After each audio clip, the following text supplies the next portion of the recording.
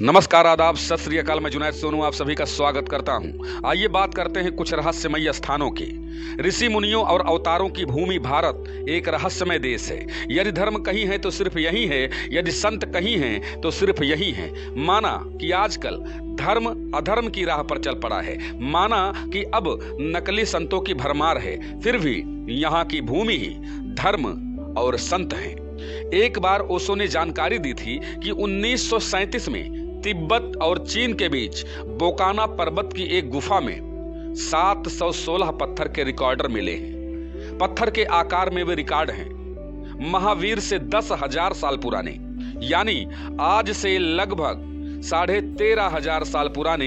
ये रिकॉर्डर बड़े आश्चर्य के हैं, बड़े आश्चर्यजनक हैं, क्योंकि ये रिकॉर्डर ठीक वैसे ही हैं जैसे एक ग्रामोफोन का रिकॉर्ड होता है। ठीक उसके बीच में एक छेद है और पत्थर पर गुब्ज है, जैसे कि ग्रामोफोन के रिकॉर्ड पर होते हैं। अब तक राज नहीं खोला जा सका है कि वो किस यंत्र पर बजाए जा सकेंगे, लेकिन एक बात तो हो गई है कि रूस के एक बड़े वैज्ञानिक डॉक्टर संजीरेव ने बरसों तक मेहनत करके ये प्रमाणित कर दिया है कि वे हैं तो रिकॉर्ड ही, किस यंत्र पर और किस सुई के माध्यम से वे पुनर्जीवित हो सकेंगे यह अभी तय नहीं हो सका है ना आश्चर्य।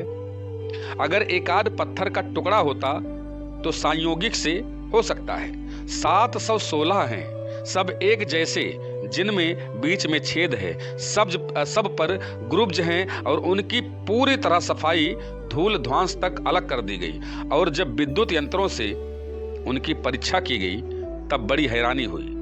उनसे प्रतिपल विद्युत की किरणें विकिरणित होती रही। लेकिन क्या आदमी के आज से 12,000 साल पहले ऐसी व्यवस्था थी कि वो पत्थरों में कुछ रिकॉर्ड कर सके? तब तो हमें सारा इतिहास और ढंग से लिखना होगा। भारत में ऐसे कई स्थान हैं जिनका आज भी रहस्य बरकरार है। इन अनसुलझे रहस्यों को सुलझाने का क्या कोई प्रयास कर रहा है? वैसे तो भारत में हजारों अनसुलझे रहस्य हैं, लेकिन हम यहां प्रमुख रूप से 10 अनसुलझे रहस्यों के बारे में बताने जा रहे हैं, जिसको आप सभी लोग अवश्य सुने। रहस्यों से भरे मंदिर। ऐसे कई मंदिर हैं जहां तहखानों में लाखों टन खजाना दबा हुआ है। उदाहरण के तौर पर केरल के श्री पद्मनाभम मंदिर के 7 तहखानों में लाखों टन सोना दबा हुआ है। उसके 6 तहखानों से करीब 1 लाख करोड़ का खजाना तो निकाल लिया गया है, लेकिन 7वें तहखाने को खोलने पर राज परिवार ने सुप्रीम कोर्ट से आदेश लेकर रोक लगा दी है। आखिर ऐसा क्या है उस तहखाने में जो रहस्य बना हुआ है कि जिसे खोलने से वहां तबाही आने की भी आशंका जाहिर की जा रही है? कहते हैं कि उस तहखाने का दरवाजा किसी विशेष मंत्र से बंद है और वह मंत्र से ही खुलेगा। वृंदावन का एक मंदिर अपने आप खुलता है और अपने आप बंद हो जाता है। कई बार मैंने पिछले कई वीडियो में मैंने बताया है। कहते हैं कि निधिवन परिसर में स्थापित रंगमहल में भगवान कृष्ण रात में शयन करते हैं। रंगमहल में आज भी प्रसाद के तौर पर माखन मिश्री रोजाना रखा जाता है। सोने के लिए पलंग भी लगाया जाता है। सुबह जब आप इन बिस्तरों को देखें तो साफ पता चलेगा कि रात में यहाँ जरूर कोई ना कोई तो सोया था, और ऐसे में मान्यता है कि भगवान कृष्ण स्वयं आते हैं और वो प्रसाद भी ग्रहण करते हैं। इतना ही नहीं, अंधेरा होते ही इस मंदिर के दरवाजे अपने आप बंद हो जाते हैं। इसलिए मंदिर के पुजारी अंधेरा होने से पहले ही मंदिर में पलंग और प्रसाद की व्यवस्था कर देते हैं। मान्यता के अनुसार यहां रात के समय कोई नहीं रहता। इंसान छोड़िए, पशु पक्षी भी नहीं रहते, और ऐसा बरसों से लोग देखते आए हैं। लेकिन रहस्य के पीछे का सच धार्मिक मान्यताओं के सामने छुप सा गया है। यहाँ के लोगों का मानना है कि अगर व्यक्ति इस परिसर में रात में रुक जाता है तो वह तमाम सांसारिक बंधनों से मुक्त होकर मृत्यु को प्राप्त हो जाता है। ये वहां के लोगों का कहना है। इन्हीं रहस्यों में बात करते हैं अश्वत्थामा की। महाभारत के अश्वत्थामा याद हैं आपको शायद। कहा जाता है कि इस अश्वत्थामा का वजूद आज भी है, यानी कलयुग में भी है। दरअसल पौराणिक मान्यताओं के अनुसार अपने पिता की मृत्यु का बदला लेने अश्वत्थामा निकले थे और अश्वत्थामा को उनकी एक चूक भारी पड़ी थी और भगवान श्री कृष्ण ने उन्हें युगों युगों तक भटकने का श्राप दे दिया था। ऐसा कहा जाता है कि पिछले लगभग 5000 वर्षों से अश्वत्थामा भटक रहे हैं। मध्य प्रदेश के बुरहानपुर शहर से 20 किलोमीटर दूर असीरगढ़ का किला है। कहा जाता है कि इस किले में स्थित शिव मंदिर में अश्वत्थामा आज भी पूजा करने आते हैं। स्थानीय निवासी अश्वत्थामा से जुड़ी कई कहानियां सुनाते हैं। वहां के लोग बताते हैं कि अश्वत्थामा को जिसने भी देखा उसकी मानसिक स्थिति हमेशा के लिए खराब हो गई। इसके अलावा कहा जाता है कि अश्वत्थामा पूजा से पहले किले में स्थित तालाब में नहाते भी हैं। बुरहानपुर के अलावा एमपी यानी मध्य प्रदेश के ही जबलपुर शहर के गौरी घाट जो नर्मदा नदी है उसके किनारे पर अश्वत्थामा के भटकने का उल्लेख मिलता है। स्थानीय निवासियों के अनुसार कभी कभी वो अपने मस्तक के घाव से बहते खून को रोकने के लिए हल्दी और तेल की मांग भी करते हैं। इस संबंध में हालांकि स्पष्ट और प्रमाणिक आज तक कुछ भी नहीं मिला है, लेकिन रहस्य जो धर्म से जुड़े हैं उनके लिए रहस्य बना हुआ है। समुद्र के नीचे द्वारिका। गुजरात के तट पर भगवान श्री कृष्ण की बसाई हुई नगरी यानी द्वारिका। इस जगह का धार्मिक महत्व तो है, रहस्य भी कम नहीं है। कहा जाता है कि कृष्ण की मृत्यु के तत्पश्चात उनकी बसाई हुई यह नगरी समुद्र में डूब गई। आज भी यहाँ उस नगरी के अवशेष मौजूद हैं, लेकिन प्रमाण आज तक नहीं मिल सका कि क्या यह क्या है। विज्ञान इसे महाभारत कालीन निर्माण नहीं मानता, विज्ञान उसे कुछ और मानता है।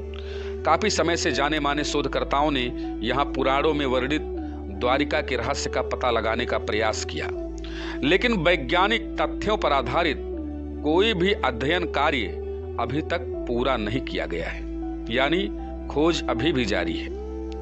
2005 में द्वारिका के रहस्यों से पर्दा उठाने के लिए अभियान शुरू किया गया था।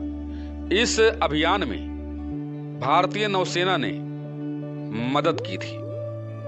अभियान के दौरान समुद्र की गहराई में कटे छटे पत्थर मिले और यहां से लगभग 200 अन्य नमूने भी एकत्रित किए गए, लेकिन आज तक ये तय नहीं हो पाया कि ये नगरी है जो पूर्व में द्वारिका थी अथवा नहीं है, जिसे भगवान श्री कृष्ण ने बसाया था।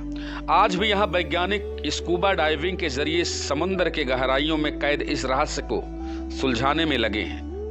अब बात करते हैं कैलाश पर्वत की। इसे दुनिया का सबसे बड़ा रहस्यमयी पर्वत माना जाता है। यहाँ अच्छी आत्माएं ही रह सकती हैं। इसे अप्राकृतिक शक्तियों का केंद्र माना जाता है।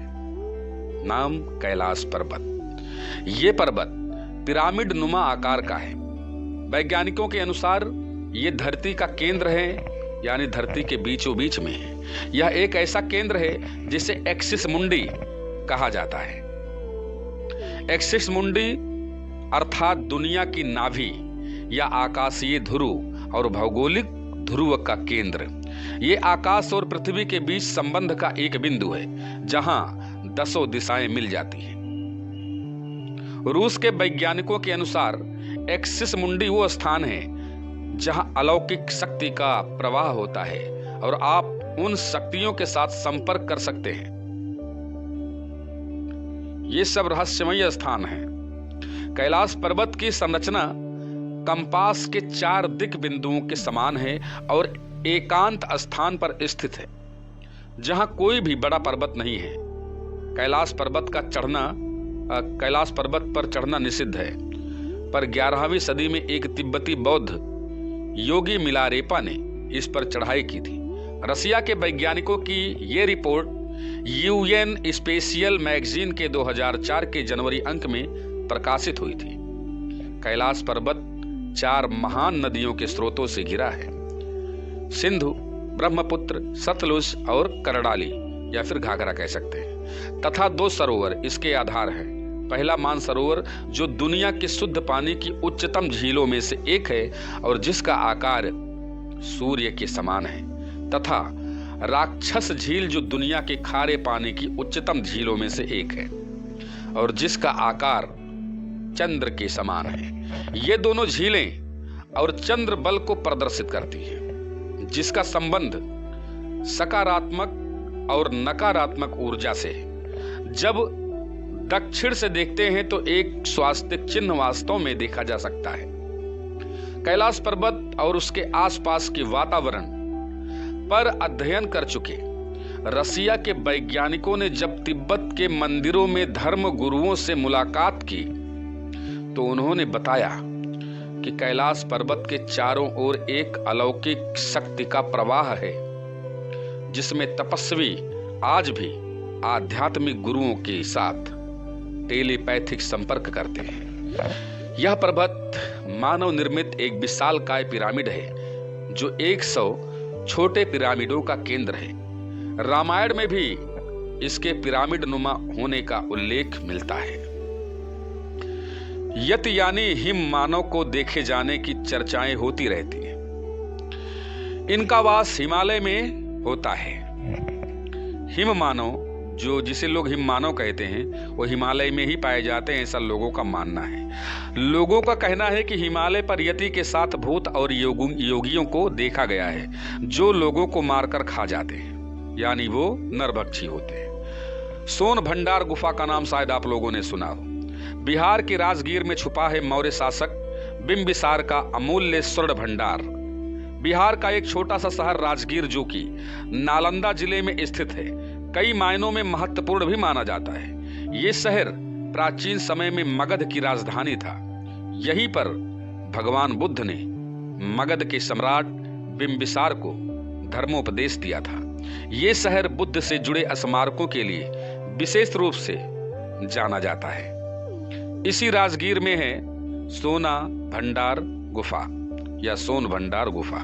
इस गुफा के बारे में कहा जाता है कि इसमें बेशकीमती खजाना छुपा है जिसकी आज तक कोई खोज ही नहीं कर पाया है। यह खजाना मौर्य शासक बिंबिसार का बताया जाता है। हालांकि कुछ लोग इसे पूर्व मगध सम्राट जरासंध का भी बताते हैं। अब बात करते हैं अलेया बूथ लाइट की।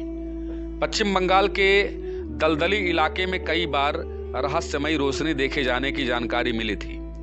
स्थानीय लोगों के मुताबिक ये उन मछुआरों की आत्माएं हैं जो मछली पकड़ते वक्त किसी वजह से मर गए थे।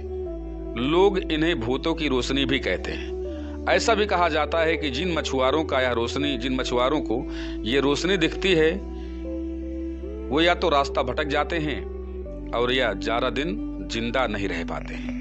इन दलदली क्षेत्रों में कई मछुआरों की लाशें भी मिलती हैं, लेकिन स्थानीय प्रशासन ये मानने को तैयार नहीं कि ये भूतों के चलते ऐसा हुआ है।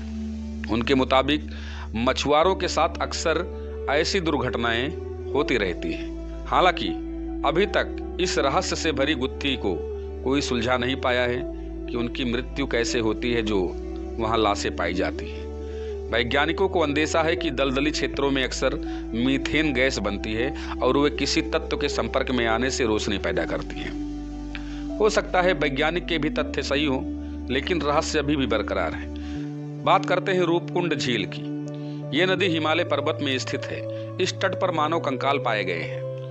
पिछले कई वर्षों से भारतीय और यूरोपीय वैज्ञानिकों के विभिन्न समूहों ने इन रहस्य को सुलझाने के लिए प्रयास किए, पर वो सारे प्रयास नाकाम रहे।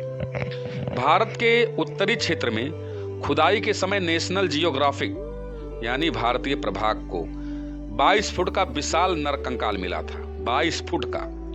उत्तर के रेगिस्तानी इलाके में एम्प्टी क्षेत्र के नाम से जाना जाने वाला यह क्षेत्र सेना के नियंत्रण में है। यह वही इलाका है जहां से कभी प्राचीन काल में सरस्वती नदी बहती थी। इस कंकाल को वर्ष 2007 में नेशनल जियोग्राफिक की टीम ने भारतीय सेना की सहायता से उत्तर भारत के इस इलाके में खोजा। 8 सितंबर 2007 को इस आशय की खबर कुछ समाचार पत्रों में भी प्रकाशित हुई थी। हालांकि इस तरह की खबरों को सत्यता की कोई पुष्टि नहीं हुई है। इस मामले में जब कोई अधिकृत बयान नहीं जारी होता, यह असत्य ही माना जाता है। बताया जाता है कि कद काठी के हिसाब से ये कंकाल महाभारत के भीम के पुत्र घटोत्कच के विवरण से मिलता जुलता है। महाभारत की कहानी अगर आप पढ़ें या वीडियो में भी देखें तो कुछ उन्हीं के आकार की यहाँ पर बातें होती हैं। हालांकि इसकी तुलना अमेरिका में पाए जाने वाले बिग फुट से भी की जा रही है, जिसकी औसत हाइट अनुमानतः 8 फुट की है। इसकी तुलना हिमालय में पाए जाने वाले यति से भी की जा रही है, जो बिग फुट के समान ही है। माना जा रहा है कि इस तरह के विशालकाय मानव 5 लाख वर्ष पूर्व से 1 करोड़ 20 लाख वर्ष पूर्व के बीच में धरती पर रहा करते थे, जिनका वजन लगभग 550 किलो हुआ करता था। अब सोचिए कितने बड़े बड़े लोग रहा करते थे, और अब 5.5 फुट मैक्सिमम 6 फुट। ये कंकाल देखकर पता चलता है कि किसी जमाने में भारत में ऐसे विशालकाय मानव भी रहा करते थे। माना जा रहा है कि भारत सरकार द्वारा अभी इस खोजबीन को गुप्त रखा जा रहा है। खास बात यह है कि इतने बड़े मनुष्य के होने का कोई कहीं प्रमाण नहीं है और सही साक्ष्य अभी तक मिल नहीं सका है। क्या सचमुच इतने बड़े आकार के मानव होते हैं? यह पहला प्रमाण है जिससे कि यह सिद्ध होता है कि उस काल में कितने ऊंचे मानव होते थे। आइए बात करते हैं जतिंगा गांव की। असम में स्थित यह गांव पक्षी आत्महत्या की घटनाओं के लिए सुर्खियों में है, यानी पक्षी यहाँ पर आत्महत्या करने आते हैं। कहा जाता है कि पक्षी यहाँ आकर के सुसाइड करते हैं, आत्महत्या करते हैं। आखिर में ऐसा क्यों है? ये तो एक गुत्थी है। जापान के माउंट फूजी तलहटी में आवकी गोहारा के घने जंगल में जिस तरह से लोग आत्महत्या करने आते हैं, ठीक उसी तरह से मानसून की बोझिल रात में जतिंगा के आसमान पर मंडराने लगता है मौत का काला साया। रोशनी की ओर झुंड के झुंड पखेरु आते हैं और काल के गाल में समा जाते हैं। चिड़ियों के इस प्रकार सामूहिक आत्महत्या के पीछे क्या कारण है, इस बात का पता आज तक नहीं लगाया जा सका है। इस बात का पता लगाने के लिए कई शोध हो चुके हैं, परंतु प्रकृति के इस गूढ़ रहस्य के बारे में अभी भी ठोस रूप से कुछ नहीं कहा जा सकता। असम के कछार स्थित इस घाटी के रहस्यों को जानना जरूरी है, जो बहुत बड़ा रहस्य है। आखिर पक्षी आत्महत्या क्यों करते हैं, या कोई और भी बात है? भारत की गुफाएं। भारत में बहुत सारी प्राचीन गुफाएं हैं, जैसे बाघ की गुफाएं, अजंता एलोरा की गुफाएं, एलिफेंटा की गुफाएं और भीम बेटका की गुफाएं। ये सभी गुफाएं किसने और कब बनाई, इसका रहस्य अभी भी कोई सुलझा नहीं पाया है। अखंड भारत की बात करें तो अफगानिस्तान के वामियान की गुफाओं को भी इसमें शामिल किया जा सकता है।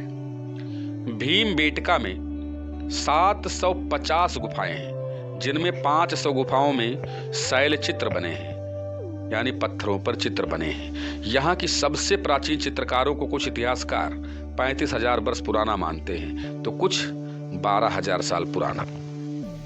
मध्य प्रदेश के रायसेन जिले में स्थित पूरा पाषाणिक भीम बेटका की गुफाएं भोपाल से 46 किलोमीटर की दूरी पर स्थित है। ये विंध्य पर्वतमालाओं से घिरी हुई है। भीम बेटका का मध्य भारत के पठार के दक्षिणी किनारे पर स्थित विंध्याचल की पहाड़ियों के निचले हिस्से पर स्थित है। पूर्व पाषाण काल से मध्य पाषाण काल तक यह स्थान मानव गतिविधियों का केंद्र बना रहा। तिब्बत का यमद्वार, शायद आप लोगों ने सुना होगा, उसके बारे में भी बात कर लेते हैं। प्राचीन काल में तिब्बत को त्रिविष्टप कहते थे। यह अखंड भारत का ही हिस्सा हुआ करता था।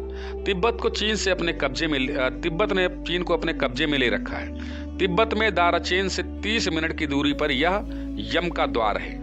यम का द्वार पवित्र कैलाश पर्वत के रास्ते में पड़ता है। हिंदू मान्यता के अनुसार इसे मृत्यु के देवता यमराज के घर का प्रवेश द्वार माना जाता है। यह कैलाश पर्वत की परिक्रमा यात्रा के शुरुआती पॉइंट पर है। तिब्बती लोग इसे चोरटेन कांग नग्गी के नाम से जानते हैं, जिसका मतलब होता है 2 पैर वाले स्तूप। ऐसा कहा जाता है कि यहाँ रात में रुकने वाला जीवित नहीं रह पाता। ऐसी कई घटनाएं हो भी चुकी हैं, लेकिन इसके पीछे के कारणों का खुलासा आज तक नहीं हो पाया है। साथ ही ये मंदिर नुमा द्वार किसने और कब बनाया, इसका कोई प्रमाण भी अभी तक नहीं मिल पाया है। ढेरों शोध हुए लेकिन कोई नतीजा नहीं निकल सका है कि ये जो है कैसे बनाया गया, किसने बनाया, कितने वर्ष पहले बना। तो भारत में ऐसी बहुत सारी जो है अजब गजब रहस्य हैं। भारत में ऐसे विचित्र स्थान हैं, ऐसे स्थान हैं जहाँ के बारे में लोग जानने की जिज्ञासा रखते हैं पर जान नहीं पाते हैं। तो कैसा लगा हमारे द्वारा बताया गया आप लोगों को ये विचित्र जानकारी? ज़्यादा से ज़्यादा शेयर करें। चैनल पर नए हो तो चैनल यूट्यूब पे तो हमारे यूट्यूब चैनल बीटी सुपरफास्ट को करें सब्सक्राइब, लाइक करें, अपना प्यारा सा सुझाव दें कि हम और भी क्या बेहतर कर सकते हैं। दीजिए इजाज़त, मिलते हैं अगले वीडियो में, तब तक के लिए नमस्कार।